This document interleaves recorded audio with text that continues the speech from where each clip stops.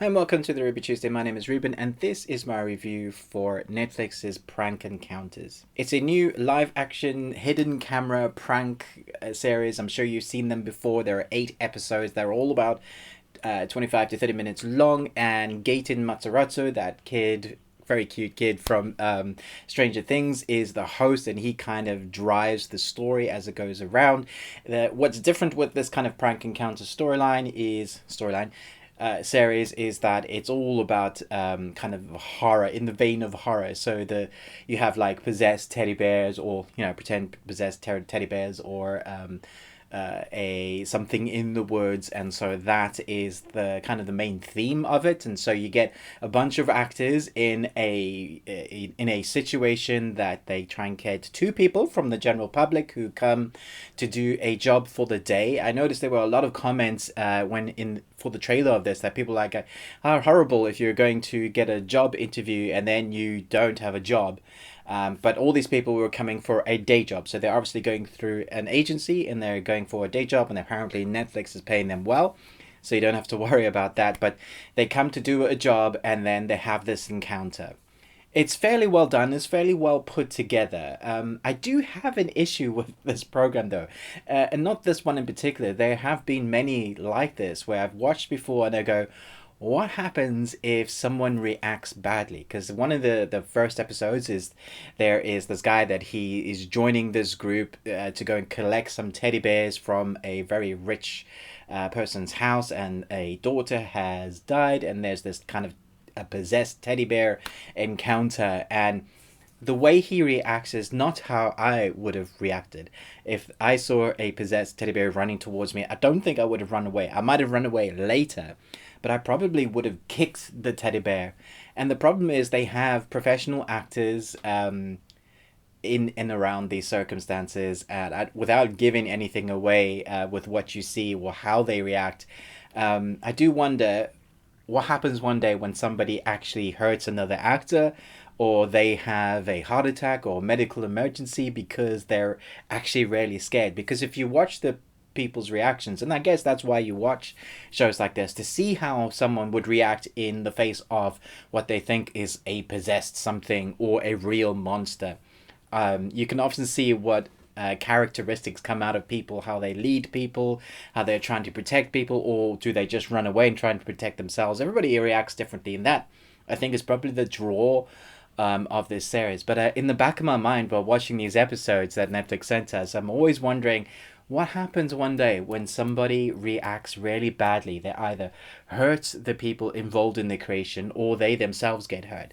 And I do wonder about the justification of creating a series like this. It's different because it's live action. They're hidden. It's for them, they know it's not real. But for the person that's encountering it, you're kind of watching somebody going through real trauma for that moment until they know it's not real. And I do wonder about the moral ethics of something like that. So I did enjoy the episodes that we saw that Netflix sent us, but at the same time I was like, wow, I don't know how I would react. If I saw a monster, what I thought was a real monster, although I don't know that I would believe it was a real monster, but if I saw something heading towards the people I loved, I would probably go berserk and do my best to kick the crap out of it, and at least buy some time for my family. And so that is interesting to me. Like, how has that not happened before? I'm sure maybe something like that has happened before. Okay, so that's just me going off on a rant about the moral ethics of it. The show in itself is done well. Netflix claims that this is the most elaborate prank series ever, with the most amount of cameras hidden all over the place. And you can see it's been done well. It's put together well. The actors involved, or the people involved in it, have really crafted it so that the timing for everything is really perfect. So when things need to happen at the right moment, they do happen at the right moment. Obviously, it's edited for our enjoyment. And there's stuff that we don't see. And I do wonder somewhat whether actually it is not all fake, and whether even these actors are not real, because sometimes they react differently to how I would expect them to react. One lady just totally bought it. She believed it, like as if everything's real. And I was like, really? That doesn't even look real. But I guess when you're shown a bunch of circumstances and they start formulating a plan way earlier, so they make you believe that, so 2 or 3 hours later after you've seen photographs or images, and then they lead you to like an encounter of something horrific, your brain has been working on those so that they get you to a point where you believe. And I think that's obviously the main premise or idea behind it, to get people to react and be scared for real.